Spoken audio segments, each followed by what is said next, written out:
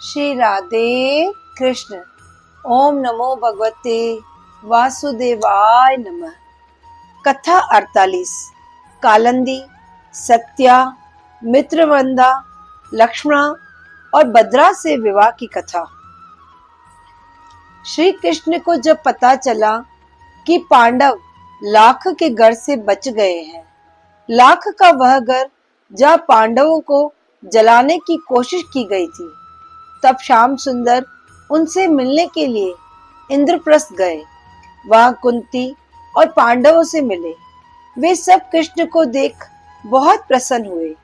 युधिष्ठिर ने कहा, ये हमारे पूर्व जन्म के पुण्य ही होंगे जो घर बैठे ही श्री श्याम सुंदर के दर्शन हुए हैं। और फिर युधिष्ठिर ने श्री कृष्ण से प्रार्थना की कि वे कुछ समय इंद्रप्रस्थ में रहे।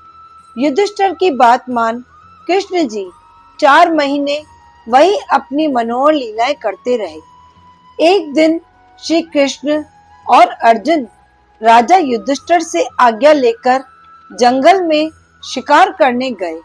शिकार करते वक्त अर्जुन को प्यास लगी तो अर्जुन जमुना नदी में जल पीने गया। वहां अर्जुन ने देखा कि एक सुंदर मंदिर में एक सुंदर कन्या तपस्या कर रही है। अर्जुन ने कहा, तुम कौन हो और यहाँ एकांत में तपस्या क्यों कर रही हो? उसने बताया, जब श्याम सुंदर वृंदावन में रास रच रहे थे, तब से मैं उन पर मोहित होकर उन्हें अपना पति बनाना चाहती हूँ।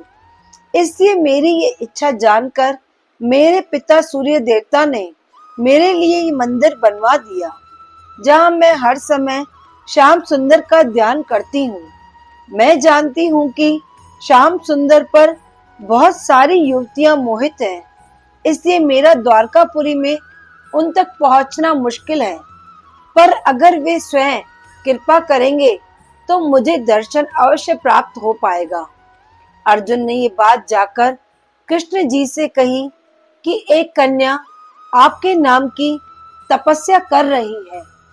तब श्री कृष्ण जी वहां पहुंचे और कालिंदी ने उनके पैरों में शीश झुकाकर कहा कि हे प्राणनाथ, मैं आपकी दासी बनने के लिए तपस्या कर रही हूँ। और फिर कालिंदी ने अपने पिता सूरज देव का आह्वान किया। श्री कृष्ण ने मुस्कुराकर सूर्य देव से कालिंदी का हाथ मांगा और उन्होंने ये बात स्वीकार की और संकल्प लेकर अपनी कन्या श्री कृष्ण को सौंप दी। इस तरह कालिंदी और श्री कृष्ण का विवाह संपन्न हुआ। सत्या से विवाह। भगवान श्री कृष्ण की 5वीं पत्नी सत्या थी। इनका नाम नग्नजीत भी था। नग्नजीत राजा नगनजीत की पुत्री थी।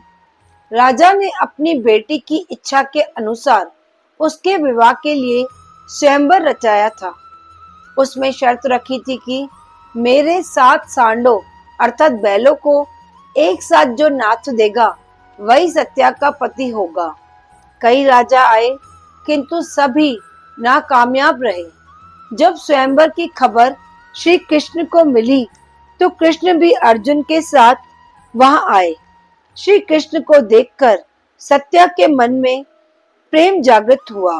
तब सत्या ने मन ही मन कहा कि पिछले जन्म में मैंने कुछ भी पुण्य किए हो तो मुझे पति के रूप में स्वयं श्री कृष्ण मिले।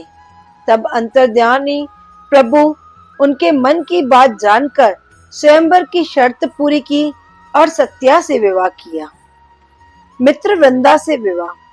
कृष्ण की 6वीं पत्नी मित्रवृंदा थी।